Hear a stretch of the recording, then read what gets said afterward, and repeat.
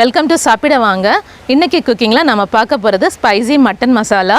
இது வந்துட்டு ரொம்ப ஸ்பைசியாகவும் வித்தியாசமான ஒரு டேஸ்ட்லேயும் இருக்கும். இதை பண்ணுறதும் ரொம்ப ஈஸி தான். வீடியோ ஸ்கிப் பண்ணாமல் கடைசி வரைக்கும் பாருங்கள்.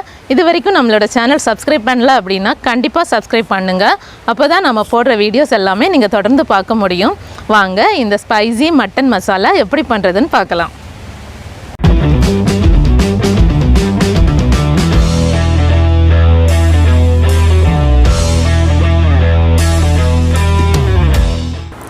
ஸ்பைசி மட்டன் மசாலா பண்ணுறதுக்கு இன்றைக்கி நம்ம 1/2 kg மட்டன் எடுத்திருக்கோம். நான் எல்லாமே போன்லெஸ் பீஸாக தான் எடுத்திருக்கேன். நீங்கள் போனோடு இருந்தால் கூட எடுத்துக்கலாம். இந்த மட்டன் கூடவே நாம் 1/2 டீஸ்பூன் மஞ்சள் பொடி, 1 டீஸ்பூன் மல்லித்தூள், 1/2 டீஸ்பூன் மிளகாய் பொடி உங்களுக்கு காரம் ஜாஸ்தி வேணும்னா எக்ஸ்ட்ரா கூட சேர்த்துக்கோங்க. 1/2 டீஸ்பூன் மிளகுத்தூள்,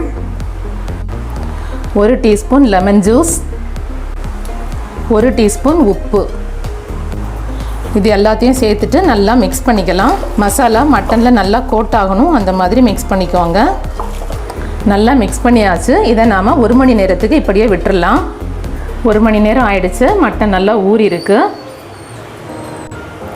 ஒரு குக்கர் எடுத்துட்டு நாம் ஊற வச்சு வச்சுருக்கிற மட்டன் அதில் சேர்த்துக்கலாம். இது கூடவே ஒரு 1/2 டம்ளர் தண்ணி சேர்த்துக்கோங்க. இப்போ நாம் குக்கர் க்ளோஸ் பண்ணிடலாம். இதை ஸ்டவ்வில் வச்சுட்டு 5லேருந்து 6 விசில் லோ ஃப்ளேமில் வச்சு விட்டுடுங்க.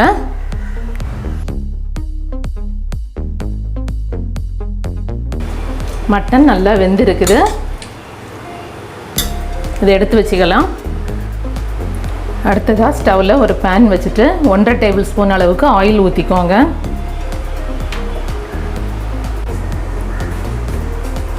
ஆயில் சூடானதும் 2 சின்ன பீஸ் பட்டை, 2 ஏலக்காய்,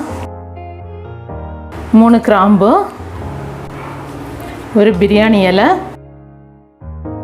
அப்புறமா 200 கிராம் சின்ன வெங்காயம் ஸ்லைஸாக கட் பண்ணியிருக்கேன். நீங்கள் பெரிய வெங்காயம் சேர்த்துறதுனாலும் சேர்த்திக்கலாம். பெரிய வெங்காயம் சேர்த்துறதா இருந்தால் 2 பெரிய வெங்காயம் எடுத்து பொடியாக கட் பண்ணிக்கோங்க.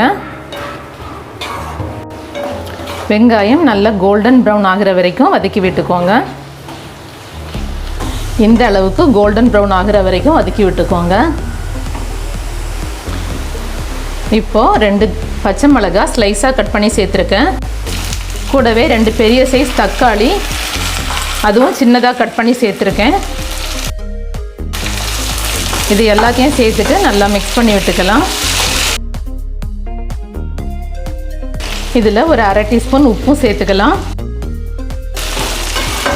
மட்டனில் ஆல்ரெடி நம்ம உப்பு சேர்த்துருக்கோம், அதனால தேவைக்கு ஏற்ற மாதிரி பார்த்துட்டு 2வது சேர்த்துக்கலாம். தக்காளி நல்லா குலைவாக போகிற வரைக்கும் கிளறி விட்டுட்டே இருங்க. தக்காளி கொஞ்சமாக மசிஞ்சதும் 1 டீஸ்பூன் இஞ்சி பூண்டு பேஸ்ட் சேர்த்துக்கோங்க.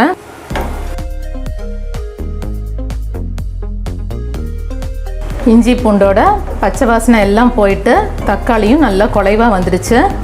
இந்த அளவுக்கு நல்லா குலைவாக வரணும். வேக வச்சு எடுத்து வச்சுருக்கிற மட்டனை அதில் இருக்கிற தண்ணியோடவே சேர்த்துக்கோங்க. எல்லாத்தையும் சேர்த்துட்டு நல்லா மிக்ஸ் பண்ணி விடுங்க. இந்த டைமில் உப்பு செக் பண்ணிக்கோங்க. உப்பு தேவை அப்படின்னா நீங்கள் எக்ஸ்ட்ரா போட்டுக்கோங்க. இந்த தண்ணியெல்லாம் வற்றி கொஞ்சம் கெட்டியாகிற வரைக்கும் வேக விட்டுடலாம்.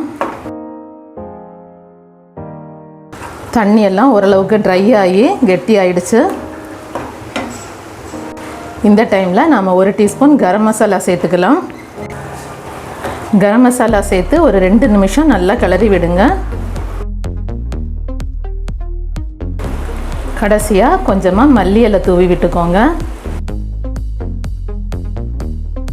அவ்வளோதான், ஸ்பைசி மட்டன் மசாலா ரெடி ஆகிடுச்சு. இப்போ ஸ்டவ் ஆஃப் பண்ணிடலாம்.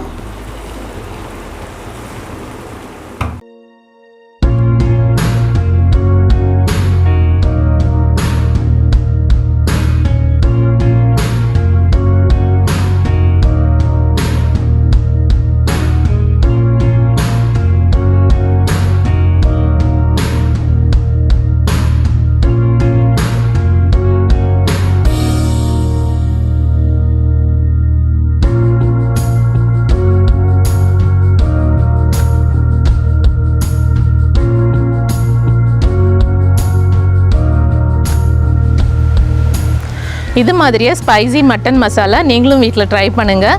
எப்படி இருக்குன்னு கமெண்டில் சொல்லுங்கள். இந்த வீடியோ பிடிச்சிருந்தால் லைக் பண்ணுங்கள், உங்கள் ஃப்ரெண்ட்ஸ்க்கு ஷேர் பண்ணுங்கள். டேஸ்டியாக சாப்பிடுங்க, ஹெல்த்தியாக இருங்க. Thank you so much.